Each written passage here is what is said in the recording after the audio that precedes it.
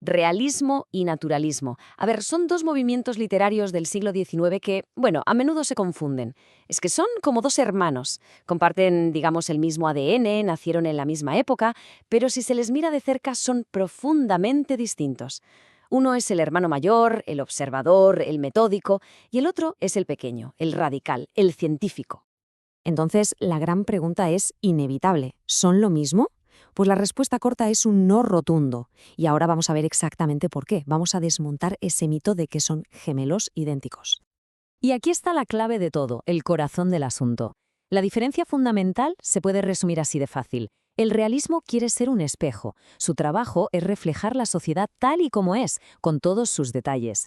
El naturalismo, en cambio, da un paso más allá. No le basta con reflejar, quiere ser un laboratorio. Quiere usar la literatura para experimentar y para entender las leyes que gobiernan el comportamiento humano. Bien, esta es nuestra hoja de ruta para hoy. Primero, vamos a entender de dónde vienen, por qué hay que decirle adiós al romanticismo. Luego, analizaremos a cada hermano por separado, el espejo del realismo y la lente científica del naturalismo. Después, los enfrentaremos cara a cara en 5 diferencias clave y terminaremos con una reflexión final. Vamos a ello. Para entender bien estos dos movimientos, lo primero es entender a la familia de la que renegaron, el romanticismo, porque claro, su nacimiento es una reacción directa, una ruptura con todo lo que éste representaba. Vale, situémonos a mediados del siglo XIX, sobre 1850. El mundo está cambiando a una velocidad de vértigo. Toda esa subjetividad, esa emoción desbordada y ese idealismo del romanticismo, de repente se quedan cortos para explicar la nueva realidad que se vive en las calles. Es que el ambiente intelectual era completamente nuevo. Por un lado, el positivismo de Comte decía que la única verdad es la que se puede demostrar con datos. Por otro, la teoría de la evolución de Darwin introduce conceptos como la herencia, la adaptación, y mientras todo esto pasa, la revolución industrial llena las ciudades de fábricas y de una nueva clase social, la burguesía, con sus propios problemas y conflictos. El arte, claro, no tuvo más remedio que responder a esta nueva realidad. Y la primera gran respuesta fue el realismo.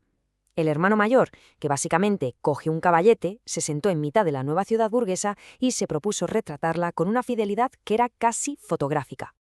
La definición, la verdad, es bastante clara. El realismo busca representar y analizar la realidad de una forma objetiva y crítica. Es la respuesta directa al idealismo romántico.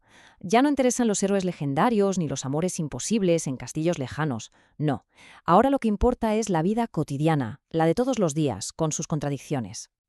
¿Y cómo lo hacían? Pues se centraban sobre todo en la burguesía, que era la clase social que estaba en auge. Quien escribía se veía a sí mismo como una especie de historiador del presente, un cronista que estaba documentando su tiempo. Buscaban la verosimilitud por encima de todo, que pareciera real, usando un lenguaje de la calle, coloquial, y un narrador omnisciente, que era como una especie de dios que lo ve y lo sabe absolutamente todo sobre sus personajes. Fijaos en este fragmento de Galdós. Esto es realismo en estado puro. No hay ni una pizca de idealización. Lo que hay es una descripción casi sociológica de la miseria en Madrid. Describe la arquitectura de la pobreza, cómo se organiza, dónde está. Es un análisis casi quirúrgico de la realidad social. Es el espejo en plena acción. Pero entonces llegó el hermano pequeño, el naturalismo, y a él no le bastaba con el espejo del realismo. Él necesitaba un microscopio. Quería entender las causas, las leyes ocultas que movían a las personas por dentro. El naturalismo es, en esencia, un realismo llevado al extremo, pero con una ambición científica.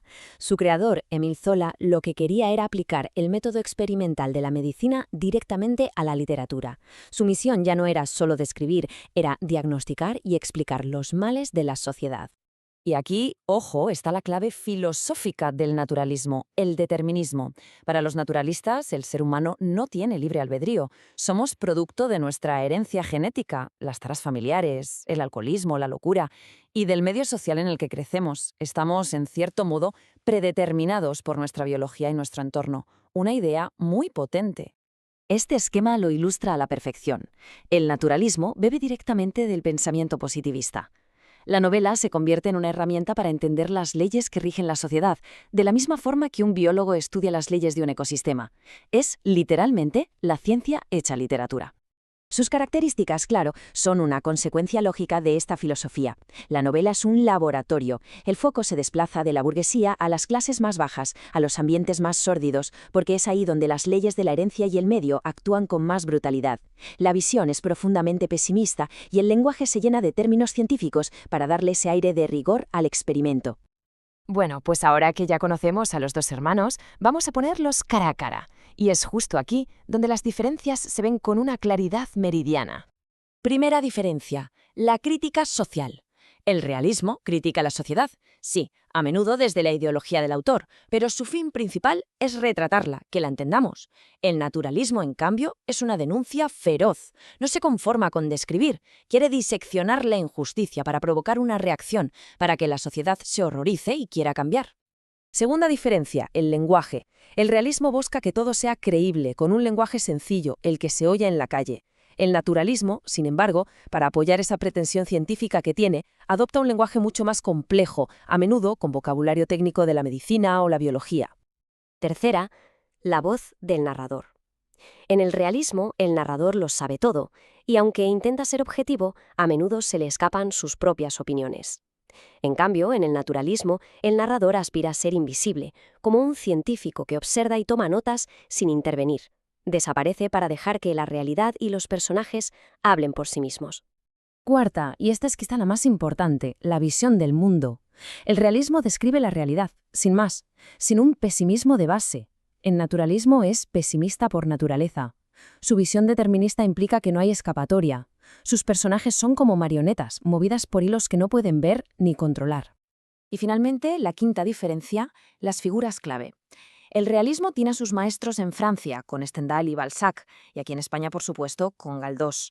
El naturalismo es casi una creación personal de Émile Zola, que fue quien sentó las bases teóricas, y luego fue adoptado, eso sí con matices, por autores como Emilia Pardo Bazán o Leopoldo Alas Clarín.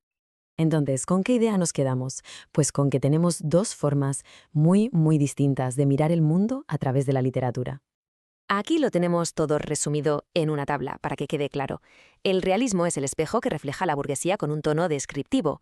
El naturalismo es el microscopio que experimenta con las clases bajas bajo la filosofía del determinismo y con un tono claro, inevitablemente pesimista.